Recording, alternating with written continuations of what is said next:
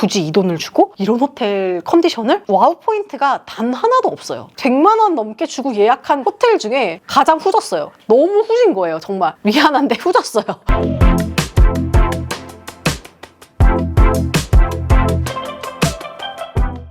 여러분 안녕 지은이에요. 제가 얼마 전에 하와이를 다녀왔습니다. 결혼할 때 가장 또 힘을 쏟는 부분이 어디예요? 신혼여행이잖아요. 그래서 제가 요즘 유행하는 신혼여행 도장 깨기를 하고 있는데 그 중에 하나로 바로 하와이를 다녀왔습니다. 와. 사실 의도치 않게 갔다 온 게 요번에 아는 분이 하와이에서 초청을 좀 해주셨어요. 좀 와라. 그래서 이런저런 뭐 일 때문에 잠시 하와이를 가게 되었는데 저는 하와이가 처음이었어요. 줄리에는 예전에 다른 여자랑 하와이를 갔어요. 그것도 엑스 부인이랑 갔다 왔거든요. 예전에 했던 프로 중에 우리 결혼했어요. 윤세아 배우님하고 같이 커플이었었는데 그때 마침 또 12월에 하와이를 갔다라고 하더라고요. 여기네 엑스와이프랑 갔던 데인데 하와이가 사실 신혼여행지로 되게 유명하잖아요. 이 김에 또 가서 하와이 약간 이 신혼여행 바이브를 한번 찍먹을 해보고 오자. 완벽한 신혼여행 컨셉은 아니었지만 그래도 이제 두루두루 좀 살펴보는 시간을 가졌습니다. 하와이에서 풀 여행 스토리가 궁금하신 분은 제가 올려놓은 이 브이로그 영상 참고해주세요. 자, 그리고 여러분들 그 신혼여행의 활용 정점이라고 한다면 아무래도 결국에는 호텔과 이 리조트 생활. 보통 이 하와이를 신혼여행지로 꼽았다면 아마 그 여행의 테마는 휴양? 뭔가 알로하 트로피컬 아일랜드에서의 뭔가 휴양 느낌? 이런 컨셉으로 하와이를 신혼여행지로 선택하시는 분들이 많은 것 같아요. 그래서 과연 하와이에 이제 간 항공과 뭐 호텔과 이런 것들을 놓고 봤을 때 하와이 신혼여행 추천하는지 추천하지 않는지 영상을 한번 준비해봤습니다. 자, 일단 신혼여행이라고 하면 우리가 또 비용도 굉장히 중요하고 그 비용 대비 그만큼의 만족도와 가성비가 있느냐 이런 것도 굉장히 중요한 것 같아요. 일단 항공비부터 생각을 해본다면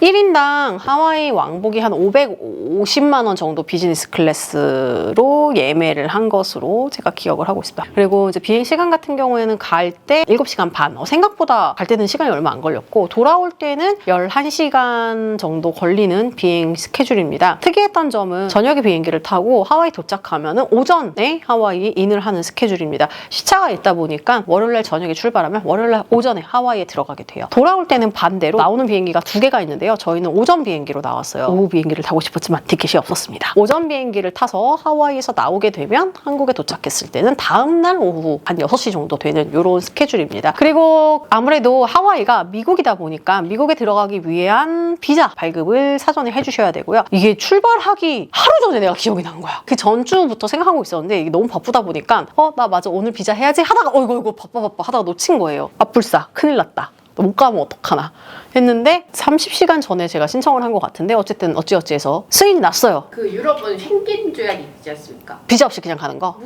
무비자 입국 가능해요. 근데 미국은 비자를 해야 돼요. 그래서 혹시나 생각 안 하고 그냥 하려고 했다가 낭패를 볼 수 있으니 이스타 비자는 하와이 여행을 준비하시는 분들은 당연히 미리 신청하면 되고 특별히 결격 사유가 없는 경우에는 굉장히 빠르게 승인이 나요. 그리고 한번 발급받으면 2년간은 미국에서 계속해서 비자를 사용할 수 있다고 합니다. 자, 이렇게 해서 항공을 해결을 했고요. 자, 숙박 같은 경우 저는 이제 하와이 호놀룰루에서만 일주일간 있었어요. 이게 만약에 내가 정말 찐 신혼여행이다 라고 해서 풀 계획을 짰으면 빅 아일랜드를 가거나 아니면 조금 이렇게 섬 내 이동을 조금 해봤을 것 같은데 저는 호놀룰루에만 있었습니다.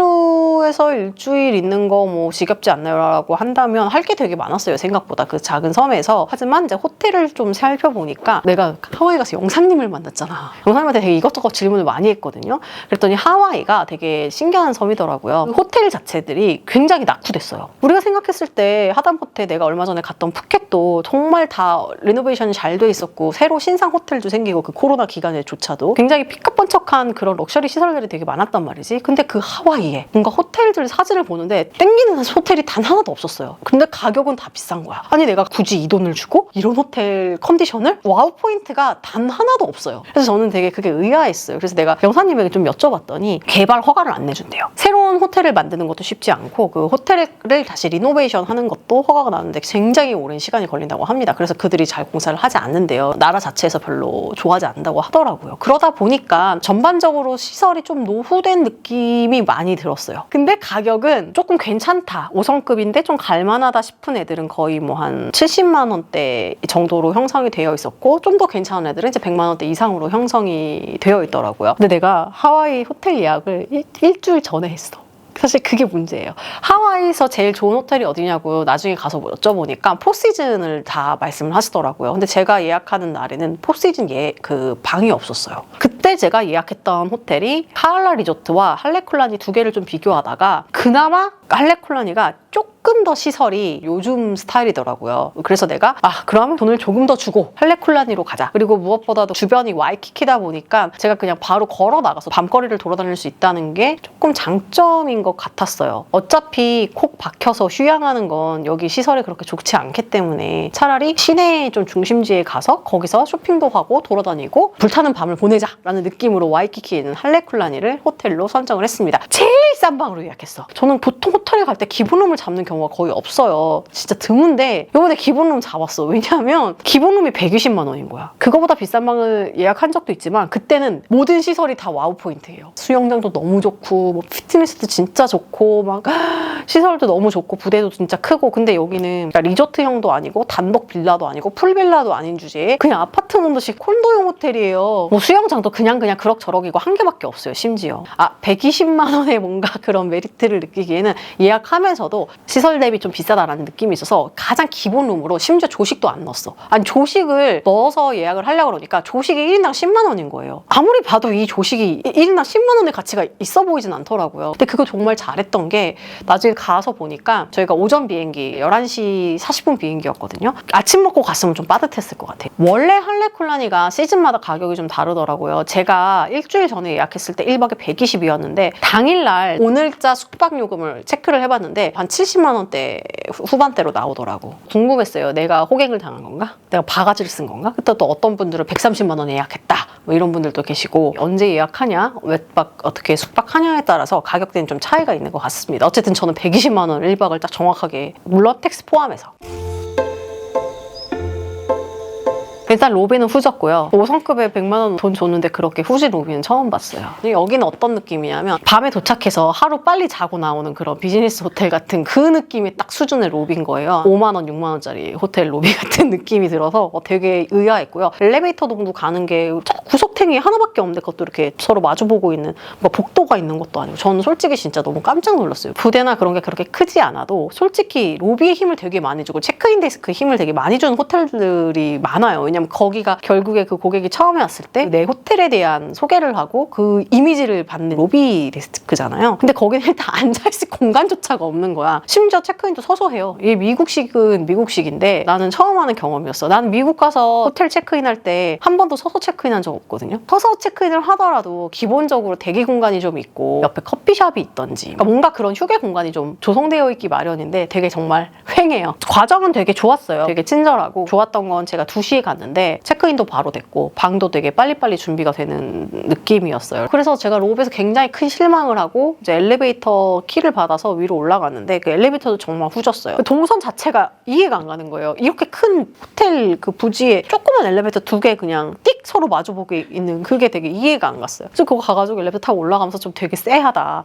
내가 호텔을 혹시 잘못 예약했나? 하와이에서 제일 비싼 숙소에서 1박 해보기 약간 이런 컨셉으로 내가 컨텐츠를 준비하고 갔는데 나 어떡하지? 망했다. 약간 이런 생각이 들면서 방까지 올라갔고 처음 이제 문을 딱 열었는데 그래도 생각보다 룸 전반적인 느낌이 나쁘진 않았어. 그래 뭐 깔끔하다. 웰컴 과일이랑 그래도 쿠키 하와이 쿠키 호놀룰루 쿠키가 유명하잖아요. 마련이 돼 있었고 방도 제일 싼 방이었는데 뷰가 나쁘지 않았어요. 바다뷰가 보이는 포인트더라고. 마침 그날 날씨가 되게 좋았어. 하와이 그 와이키키 해변 되게 예쁘잖아요. 컬러가 예쁘고 수영장도 보이고 그걸 보고 괜찮은데 바로 옆을 바라보니까 옆에 발코니에 있는 아줌마가 내가 보이는 거야. 그리고 심지어 내 방에서 뷰가 보고 싶어서 커튼 열어놓잖아. 그럼 반대편 건물에 있는 아저씨도 보여요. 뷰를 보고 싶으면 열어놔야 되는데 열어놓으면 그 모든 그 건물의 사람과 이 아이 컨택을 할 수 있는 그런 구조입니다. 신혼여행으로 이게 맞는 건가? 그리고 이제 위에서 내려다 보니까 수영장 메인 풀이 하나가 있고요. 그 앞에 이제 바다로 바로 연결이 돼 있어서 생각보다 근데 괜찮은 거예요. 제가 되게 좋아하는 구조가 수영장이랑 바다랑 바로 이렇게 도보로 이용해서 안에서 액세스할 수 있는 그런 구조를 좋아하는데 여기도 그렇게 되어 있는 거예요. 물놀이 하기는 나쁘지 않겠다. 수영하다가 저기 바다 가서 좀 놀고 이렇게 하면 괜찮을 것 같다는 생각이 들었고, 하와이라 그러면 보통 굉장히 막 비치빛에 막 이런 거 생각하잖아요. 근데 이게 확실히 휴양지는 날씨 격차가 큰 게 갑자기 구름이 끼는 순간 여긴 강화도 앞바다가 돼버린 거야. 내가 영상을 찍으면서 내 눈을 의심했어. 왜 이러지? 심지어 거기 또 대부분 투숙객들이 다 동양 분들이 굉장히 많아요. 한국인 거야 그냥. 아니 동해 바다도 아니야. 아시죠? 서해 바다 같은 느낌. 특유의 그 칙칙함. 아 망했구나. 내가 하와이에서 기대했던 그림이 이게 아닌데. 그래서 내가 항상 휴양지를 갈 때 좋은 호텔을 가는 이유는 딱 하나예요. 날씨가 안 좋아도 상관없어. 내 수영장 풀이 있고 가서 이렇게 즐길 수 있는 부대 시설이 많으면 솔직히 호텔 안에만 있어도 좋거든요. 아만 풀이 있을 때 날씨 안 좋았거든. 방 안에서 잘 놀았단 말이야. 근데 이거는 뭐 씨 호텔이 나머지 이제 룸 시설을 좀 살펴봤는데 아이패드가 방 안에 하나씩 있어서 호텔에 대한 정보를 다 볼 수 있더라고요. 룸 서비스 메뉴도 그 안에서 볼 수 있고, 룸 서비스는 저는 이제 저녁에 시켜 먹었었는데 일단 종류가 많지 않아요. 하와이라고 하면 그리고 보통 뭐 어디 여행을 가더라도 동양식도 있고 서양식도 있고 되게 다양하거든요. 저는 당연히 일식이나 뭐가 하나 있을 줄 알았는데 다 가장 기본적인 메뉴들, 샐러드, 피자, 햄버거 뭐 이런 거 메뉴들 위주로만 있더라고요. 그래서 일단 그 방을 쭉 살펴봤는데 침대 자체는 알잖아. 미국 침대는 되게 커요. 침대 진짜 컸어요. 솔직히 침대가 그렇게 썩 편하지 않았어. 침구나 이런 거 컨디션은 뭐 나쁘지 않았고, 화장실이 조금 아쉬웠는데 화장실에서 칫솔을 찾을 수가 없었어요. 어메니티는 할리쿨란이 어메니티를 사용하더라고요. 그래서 그 어메니티는 괜찮았고, 근데 전체적으로 욕실 컨디션이 사용감이 굉장히 많이 느껴졌어요. 오죽하면 줄리엔이 처음 방 보고 오 나쁘지 않네 그래도 했다가 화장실 갔다 온 다음에 이거 아닌 것 같다. 나에게 있어서 이제 진짜 럭셔리 등급이라고 한다면 제일 많이 차이가 나는 것이 화장실과 옷걸이 있는 클로짓 공간이거든요. 근데 이제 그런 공간들이 굉장히 아쉬운 느낌이죠. 샤워하는 곳과 변기 있는 곳이 붙어 있어요. 그러니까 화장실을 온전히 한 사람밖에 못 쓴다는 거지. 근데 보통은 이제 허니문 리조트 가면 분리가 되어 있거든요. 그런 게 하나도 없고 세면대도 딱 하나 있어가지고 그게 되게 조금 오랜만에 이런 호텔? 약간 이런 느낌이었고, 신기한 거는 문이 없어요. 이런 뚫려있는 블라인드 같은 문만 침실과 연결되는 딱 하나의 문이 있고 그 문을 열면 쭉 들어가면 변기인 거지. 신혼여행 가서 아직 남편이나 내 아내 되는 사람과 큰 걸 트지 않은 사람들은 솔직히 조금씩 불편할 것 같다는 생각이 들었어요. 좀 시설적인 면에서 뭐 그런 부분에 디테일이 좀 아쉬웠던 건 있었고요. 제가 그래서 바로 체크인하고 짐 내려놓고 그래도 이제 오후 한 2시 반쯤 되니까 나가서 그래도 부대 시설을 좀 한번 이용을 딱 싹 해보자라는 이제 사명감을 가지고 수영장을 이용을 하러 내려왔어요. 수영장까지 가는 길이 되게 짧아서 수영장 가기 되게 편했고요. 아무래도 하와이가 신혼여행지로도 유명하지만 가족여행지로도 되게 유명하단 말이죠. 그래서 딱 들어갔는데 아이들이 되게 많이 있어요. 보통 어떤 방식을 쓰냐 하면 패밀리 풀을 놓고요. 그리고 이제 어덜트 올리라고 성인용 풀을 보통은 따로 운영하는 경우가 되게 많아요. 그래서 풀이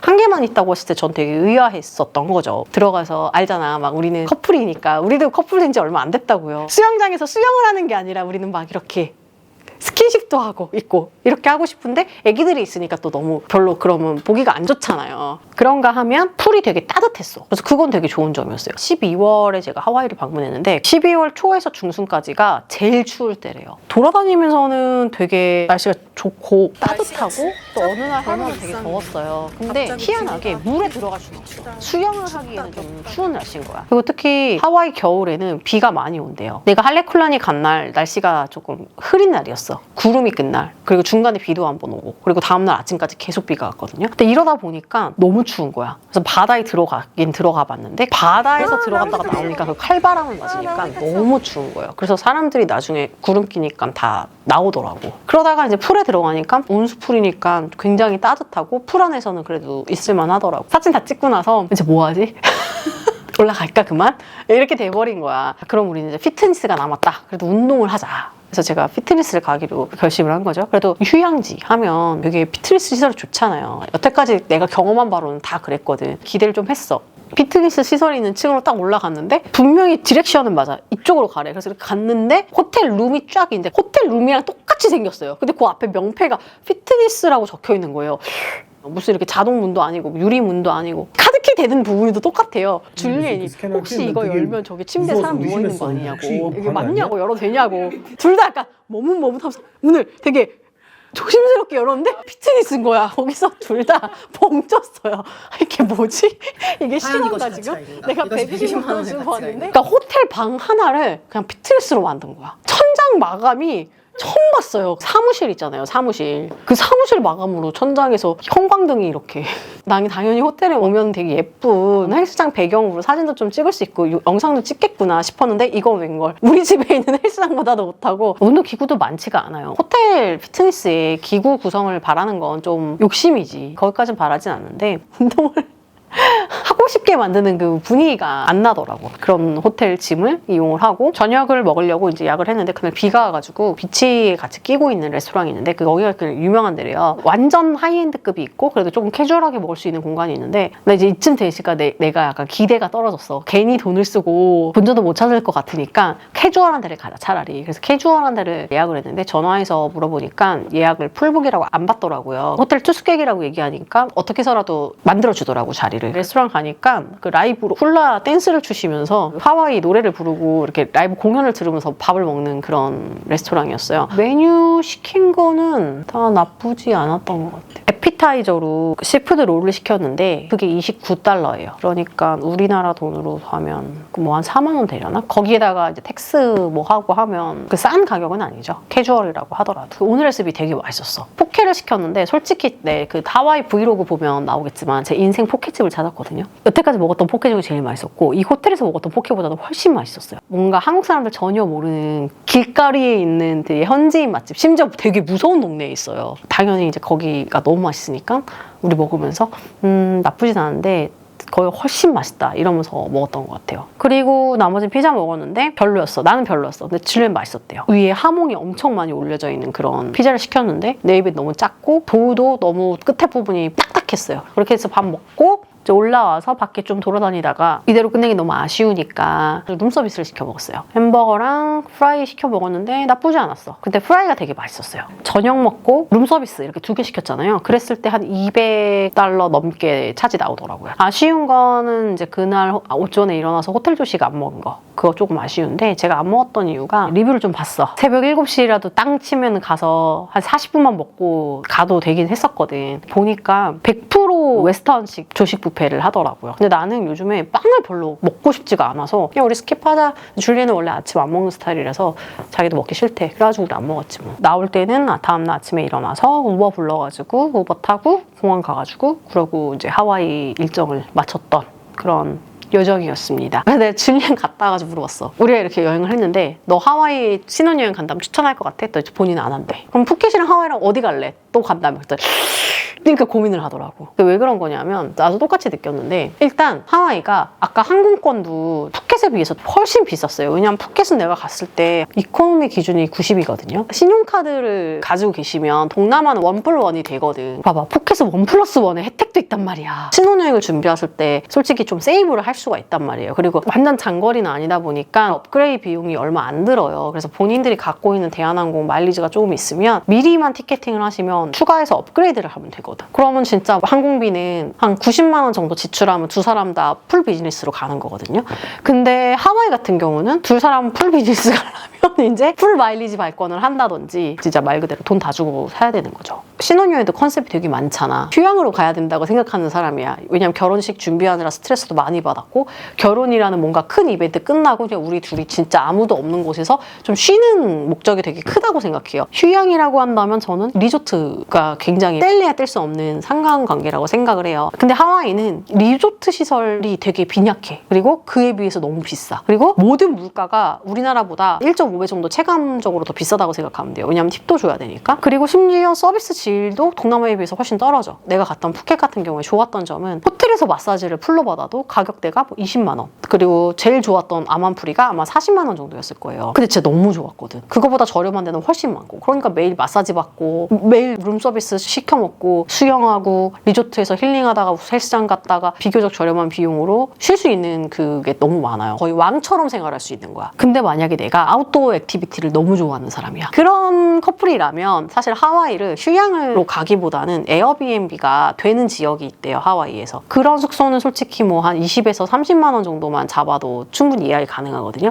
그리고 하와이가 호텔보다 콘도 시설들이 되게 좋아요. 하와이는 뭐가 좋았냐면 일단 첫 번째 날씨가 정말 좋아요. 돌아다니는 데는 하와이만한 날씨가 없어. 모기 없지, 바람 불지, 건조하지, 습하지 않지, 햇빛 있는 데는 따뜻하고 그늘감은 시원하지. 그러니까 정말 날씨가 너무 좋아요. 두 번째는 쇼핑할 수 있는 공간이 되게 많아. 뭐 아울렛도 있고 멀지 않은 곳에 엄청 큰 쇼핑센터도 많아요. 그리고 볼 수 있는 그 자연이 물론 호놀룰루에도 있지만 조금 이동을 하면 되게 다양한 자연을 많이 볼 수 있잖아요. 그래서 그런 거 너무 좋아하시는 분들은 그런 식으로 여행을 하셔도 나쁘지 않을 것 같아요. 자, 그래서 오늘은 하와이 호텔 스테이 추천하는지 추천하지 않는지에 대한 컨텐츠를 준비를 해봤습니다. 이거는 극히 개인적인 견해이고요. 결국에 신혼여행이라는 거 아무리 내가 호갱을 당했어, 뭘 어쨌어, 어떤 이벤트가 있어도 결국에 누구랑 가느냐가 정말 중요한 것 같아요. 그걸 나중에 돌이켜보면 아, 우리 신혼여행 때 진짜 재밌었고 웃겼지라고 하면서 그 또한 또 추억이 될 수 있으니까요. 결혼하고 나서 처음으로 함께 가는 그런 여행이잖아요. 그래서 그런 상징적인 의미만으로도 저는 충분하다고 생각해서 제가 신혼여행 도장 깨기 첫 번째로 푸켓을 갔다 왔고 이번에 하와이 갔다 왔잖아요. 1월에 여러분들이 요즘 가장 많이 핫하다면서 스위스 다녀올 예정입니다. 왜 가는 건지 한번 제가